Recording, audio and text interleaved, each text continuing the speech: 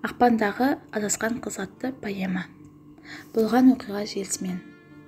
1986 сырдың сұлу бойында күллі елді сүйсіндірген бір оқиға ойымда. Қызылорда облысы Жаңақорған ауданы Сырдария өзенінің құмға қарсы тау жағы. Төменірек бекетінде темір жолды ендеген каналдар мен өзектерге толы еді аумағы.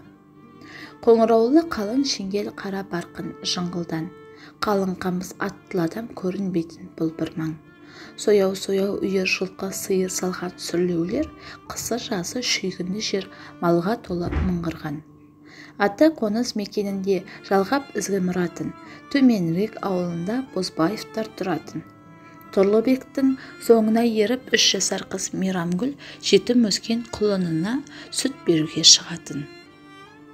Бұян, сүтің міне құлыным, әке қара, қызық көріп қылығын.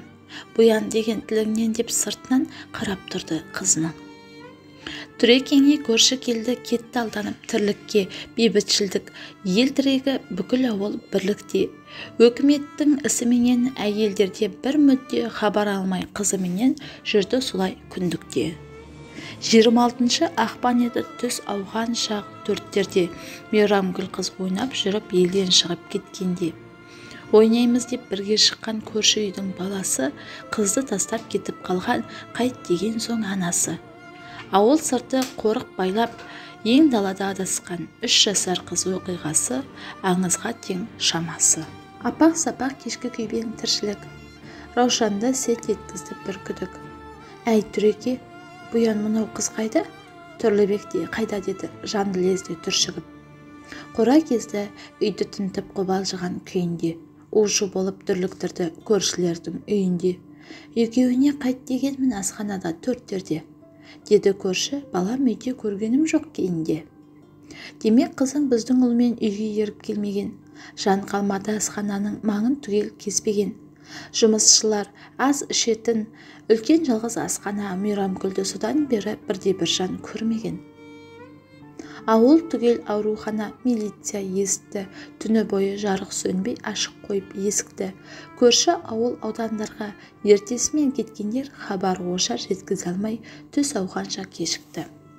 Тәулік өтті алдымызда тағы түн, көрген білген бір адам жоқ, кеткен тура бағытын.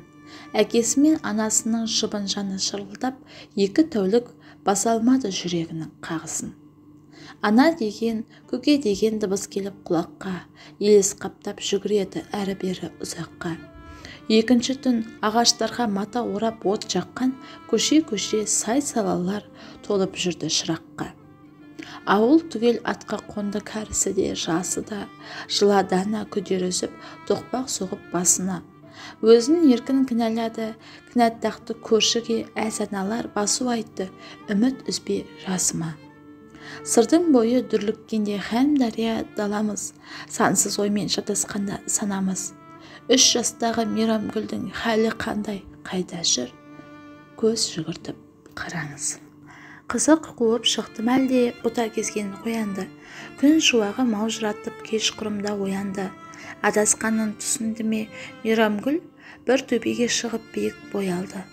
Соңдарынан түсті, сосын қалбақтап көріп 4-5 бұянды. Бұян, қызды көріп жылқылар да көбейді, кезек-кезек иіскеді, пырылдатып көмейді. Бала Бұян жылқы пыр-пыр етеді, түсінесе алмаған соң не дейді? Жетегімен жетелеген Мейрамгүлді қолынан жылқы малы жүре берді, ерді қызда соңынан. Ақпан айы аққар басқан даланы, қалың ішін аралаған ит құста көп торыған. Көп жүрген соң алдарынан үй кезікті тым ескі, қыз үй жаққа беттегенде жылқы тұмсық тіресті. Иегімен қызды кемдеп, қараң үйге жолатпай, жалғыз аяқ сүрлеу менен үйіріне ілесті. Апа, көке, қыз көңілі алаңды, жолықтырмай адамды. Аяз қысып кеш құрып, түсті мүлде қараңғы. Қорықты да жылады қыз жылады. Жылқылардан үйін айтып сұрады. Бұян деп тығылып, аттарға қатты шашап құлады. Мейірімді Алла қызға пана тапқызды. Жылқы мінез деп те тегін атамаған нақ бізді. Жерге жатып сонда кәріп боз бие қызға өтіп кетпесін деп ақсызды. Жалын төсеп тұмсығымен екемдеп Мейрамкүлді мойнына жатқызды. Алла неткен ұлықты, жылқы малы осылайша сыр ұқты. Бүкіл үйір қоршап тұрып сәбиді қорғады да демдермен жылытты. Шағал шулап жыртқыш біткен қаптай жүр.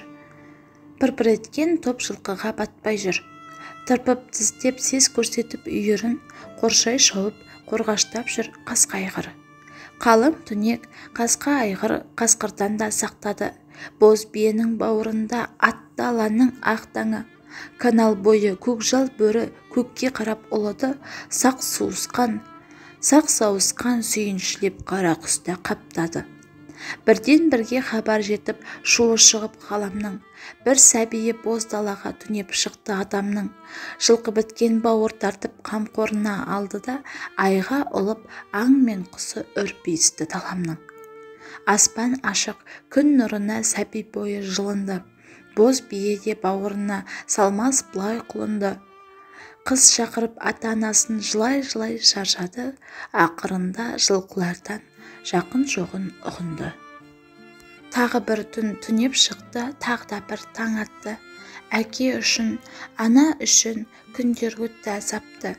Мейрамкүл қыз боз биенің бауырына тығылып, сырдың бойы түңіліп, сарсаңына салған уақыт қазақты. Шаңқай түсте сызы кетіп, салқын қызғар самалдың. Боз биеде бір шешімін тапты білем амалдың. Мейрамкүлді тұмсығымен сүйеп ұстап икемдеп биігіне алып шықты каналдың. Демі менен жылытты да әлсіреген ақ қызды, тұяғымен тарпып теуіп қырды жерден ақсызды. Боз топырақ көрпе дейін борпылдаған уағында әзер тұрған Мейрамкүлді мейірліне жатқызды. Бір құдайдың құдіретіндей жаңылмайтын жоқ жүйе, көзге түртсе көрінбейтін мейіріммен көп кие. Әуелі Алла Мейрамкүлді нән тартпастан қорғаған, аяздан һәм асулыдан сақтап қалған төрт бие. Жайылмадан Яхия қарт ертіп кіші баласын, канал бойлап келе жатты іздеп алатанасын. Әке, деді бірде бала, қызарады бір нәрсе. Ертоқым ба, ұға алмадым, көріңізші шамасын. Қайда, қане? Төбедегі жылқылардың қасында. Атты ұста, бір дүние қызарады расында. Жылқыларды үркітпейін, үркігені жаман ғой. Не болса да бір көрейін, құрау қатқан заман ғой. Бұл не өзі? Қимылдай ма? Бисмилля, о тоба. Астапыралла, мынау жатқан адам ғой. Алшақ басып Яқия қарт жылқыларға тақады. Сол төрт бие Мейрамкүлге жолатпады атаны. Иесіне апарам деп кемсең қақты қария бетін жуған ыстық жасты тамшылатып сақалы. Жолды ашты жылқылар да адамдығын ұғынып. Шала жансар Мейрамкүл қыз бауырына тығылып, орамалмен басын орап күпәйкімен қамтыды. Сәлден кейін тілге келді қан жүгіріп, жылынып. Құлыным-ау, аманбысың? Атанаң кім, атың кім? Көке апа, деді сәби ыңырсып, жүйесіне түсе алмай ақылдың. Яқия қарт көпке дейін есін жиып тұра алмай, қолға алып көтерілді, еш нәрсені ұға алмай. Қартаң тартқан ақ боз бие жанарынан жас ағып, кемсең тарта кісінеді, қарияны шығармай. Ал ақсақал боз биенің самайынан сипалап, иесіне апарайын, жомарттығын қисақақ. Қос қария бірін-бірі жанарынан ұғысты, ілтипатпен басын бұғып, жүре берді сый жасап. Атты ыңғайлап мінерінде қартқа жетпей ептілік, қайта-қайта кісінеді бие жерді тепсініп. Тағы барған ақсақалға қыз етігін нұсқап тұр. Сөзсіз тілсіз түсінескен, бұл не деген тектілік. Төменірек ең жақын ел осы тұрған маңайға, ал бұл сәби қай ауылдан белгісіз деу алайда. Сәбиді алып сол ауылға кірді дағы шеттегі Яқия қарт сәлем берді тракторшы ағайға. Уа, інішек, аманбысың? Тракторың жөнделсін. Аман есен, рахмет, жөн сұрайық, келген кім? Мен Яқия жайылмадан талай рет көріскем. Жөнім мұнау бір сәбиді тауып алдым өрістен. О, көкетай, айтпаймысыз солай деп. Есіп бедім мұндай жайды, хабарлауда оңай деп. Жоқ аға, 2 күн болды. Тұрлыбектің қызы жоқ. Не хабары, көрген білген үшті күйлі ізі жоқ. Маған қызды беріңізші. Есі бар ма, тірі ма? Тарт тіліңді, бәрі дұрыс. Қап мынаның тіліне. Мейлі аға, қобалжыдым, көрдің бе? Иесіне өзім берем, тек сен маған жол сілте. Әне кетті. Тоқта, уа Түреке, сүйінші. Раушан, сүйінші. Шиеліден іздеу үшін шығып еді қыздарын. Тұрлыбек пен Раушанның есітті мұң зарын. Сүйіншіні естігенде міне алмай көлікке сілейді де қалды екеуі білмей еге тұрғанын. Аттылы адам келе жатыр сүйіншілеп бір жаяу, бұлдырады қос жанары, сілкінді жер тым баяу. Қыздың басын ақ матамен орағанын көрді де, деді Раушан: өлді қызым, Құдай-ау. Бір жарқ етіп сөнді қайта үмітінің шырағы, аяқ-қолы дір-дір етіп естен танып құлады. Ала сүріп қайта тұрып аттылыға жүгіріп, жетер-жетпес ең бірінші тірі ма деп сұрады. Тірі қызың, тірі қалды. Ақ бұрқасын ақпанда, көре жарық келер күннен дәм бұйырып жатқанда, 26-сы кешке кетіп 28-і кешкісін 4-тен 4-ке 2 тәулік өткеннен соң тапқанда. Күллі халық жиылып, тез милиция докторда, партком дастан айқайлап тұр, көрер қызық жоқ мұнда. Амандығын білейін деп бүкіл ел тұран талап, тәубе қылар оқиға еді, Құдай деген көп құлға. Қыз анасы шықты сыртқа, тандық мұнда естен біз, 2 тәулік, 2 дүние ессіз күйін кешкен біз. Кірсін халық, көрсін бәрі, тоқтатпаңдар ешбірін, аман болсын Мейрамгүлім, Құдай тастап кеткен қыз. Аудан облыс әкімдігі, телеарна, газеттер, сұрақ жауап, сұхбат алу, сол баяғы әдеттер. Көкке қарап, жерге құлап, Құдайынан сұраған, бір-бірімен құшақтасып жылап жүрген бір адам. Доктор көрді қызды түгел жөн білетін ісімен, дені дұрыс, шошыну бар, сосын қатты үсіген. Апта жатар, ай жатама сұрамаңдар еш нәрсе, емі бізден, дені сізден, бір Алланың күшімен. Яқия қартқа назар ауды, сый сияпат жасалды, табылғаннан үйге дейін сөз соңына тақалды. Жылқыларға разы болып пайғамбардай көріп ел, қолын жайып ақсақалдан күллі халық баталды. Міне осындай өтті оқиға қарапайым жанұяда. Қыз киімін не қыламыз деді Раушан қарияға. Яқия қарт дем салдырып нан тастаңдар ит құсқа, ал киімін ағызыңдар асау тасқын дарияға. Аздан кейін ұшқындады, көктің нұры сіркіреп, бір оқиға бір ауылда өтті осылай дүркіреп. Құлан таза аяқты қыз Құран беріп аймаққа, бұл күндері құдандалы Раушан мен Тұрлыбек. 4 айдан соң бір жарқ етіп жанарынан сөнбеген, көкейдегі үмітіндей өлмеген. 3 жылқы кеп, Мейрамгүл қыз бұяндар деп жылапты, осыдан соң 3 жылқыны ешбір адам көрмеген.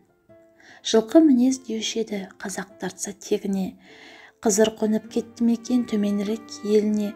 Жылқылардың үшті күйлі жоғалуы бұл қалай, сәби жанын қорғап қалған көктен түскен періме. Таң ғажайып оқиғаға куә қазақ даласы, ата жолын аңыз етіп айта білген данасы. Сол Мейрамгүл осы күні бір шаңырақ келіні, сүп сүйкімді сәбилердің ардақ тұтар анасы. Менен сұра, мен куәмін, куә дала ұланғар. Тұрлыбек аға, Раушан жеңге барда қандай күмән бар. Сырдың бойы төменірек ауылына жол түссе, Мейрамгүл қыз оқиғасын кез келгеннен сұраңдар. Автор Сайлаухан Жуланов Исболатұлы.